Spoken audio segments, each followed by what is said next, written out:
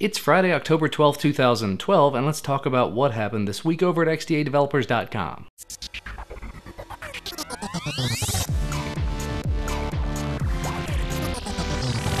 First off, some update news, and some relatively big news. This week, Android version 4.1.2 officially hit the Android open source project, and it's already been merged into CyanogenMod 10. So what's new with version 4.1.2? Not a whole lot. The Nexus 7 has been given the landscape ability on its launcher so that you can actually turn it sideways and use it that way. Not sure if other devices are going to be getting that or not. I would certainly hope so, because for devices like the Galaxy Nexus running Android 4.1.1, when they get updated, it would be nice to be able to use that launcher in landscape mode.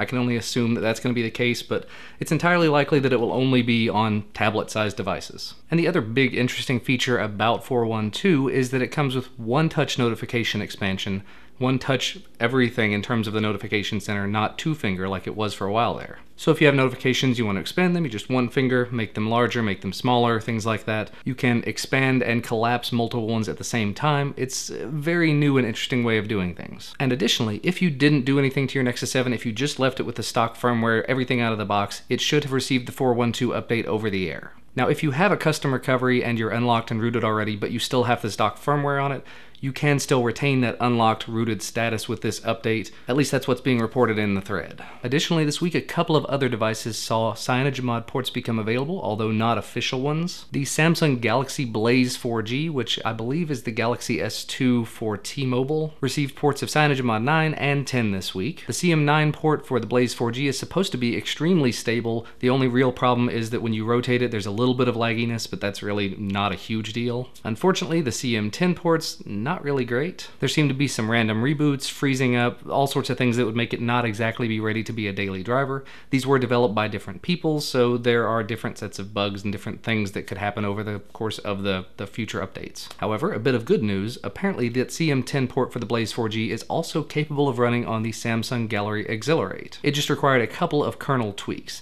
Now, unfortunately about that, those same sort of bugs that exist on the 4G Blaze also exist on the Accelerate. But that means there are two sets of eyes looking at it, so potentially these bugs could be fixed a little faster than if just one set of eyes or the other were looking at them. For more details on either of those ROMs, or any of the three ROMs technically, go ahead and check out the development threads. You can find the link to the story down in the video description. Moving on to some other development news. One of the big problems a lot of newer devices are having is that they come with the Exynos system on a chip. A lot of the other newer chips, like the Tegra 3, and I'm not going to even try to remember any of the other ones, have proper documentation available, so it's very easy, relatively easy at least, to get proper ports of things going for them, at least to get things started, to develop for them. However, like I said, the Exynos processor, not quite the same. Well, according to the Samsung Exynos Twitter, it turns out they are aware of the problem. They're aware that the community is kind of pissed off about it. They say they're discussing it with their team and they will update us soon. However, according to XDA Elite Recognized Developer Entropy 512, they kind of have a history of saying that when they don't quite want to release things.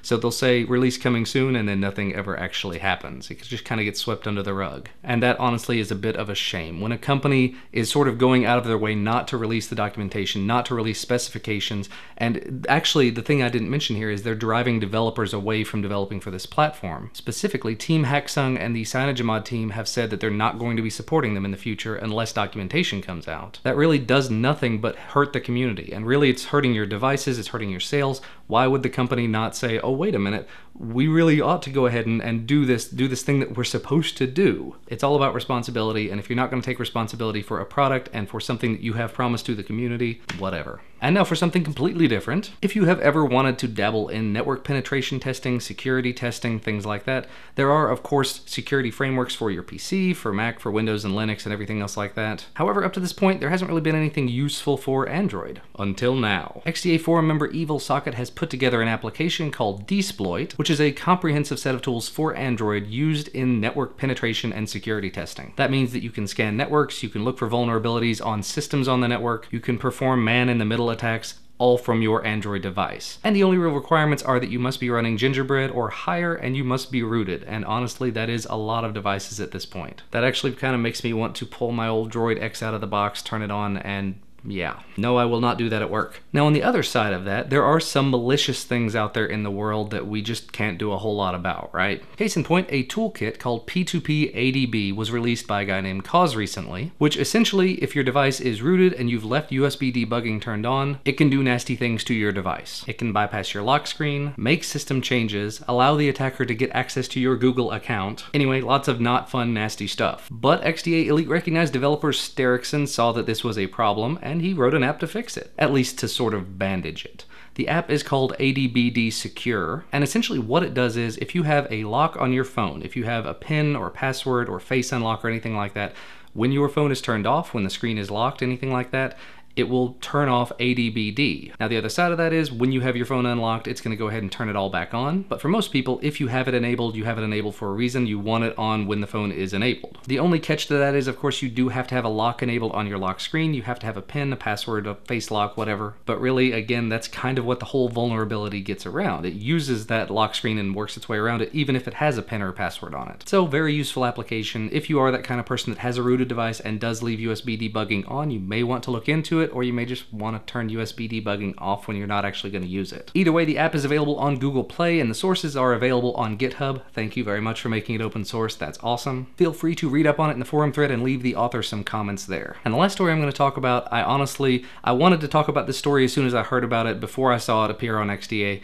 But now that I've seen it appear on XDA and I see the thumbnail that's associated with it, I have to talk about it. If you don't remember, and you probably do, Apple managed to get a sale ban on the Galaxy Nexus in the US. That's been a little while back, and you haven't been able to actually buy a Galaxy Nexus for a while. Well, apparently the appeal that Google filed against Apple has finally been heard. The appeals court is reverting the decision, at least until Apple takes them back to court over it again, because you know it's going to happen. But if you've been holding out waiting for that Galaxy Nexus device that you haven't been able to get for a little while now you can. But if nothing else, what this does show is that decisions like this that seem terrible at the time can be overturned in the long run. So, I don't know, that $1 billion judgment against Samsung could be overturned, especially if it turns out that the foreman on the jury was as big an idiot as he seemed, which it turns out he probably was. Yeah, there was a whole big article on Grok Law about that and about all of his prejudices and biases, but that doesn't have anything to do with the story at hand. Sorry, just throwing that out there. Anyway, that's about all the news for today. If you haven't already seen them, there were 2 other videos posted on XDA this week. First one by Azrienoch is talking all about Motorola, and it's specifically titled Motorola, This Is Why We Broke Up With You, and it's talking all about Motorola's, the things they have done in the last few years that we really do not like. And on Thursday, TK put out another app review, this time showing you how to gain access to your Android's SD card using Wi-Fi Explorer. So do make sure to check those videos out if you haven't seen them already. You may like them. But that's going to be all from me for today. As always, thank you so much for watching. Make sure to hit that like button down below if you like this video, and subscribe if you want to receive our content as soon as it becomes available, and I will see you on Monday.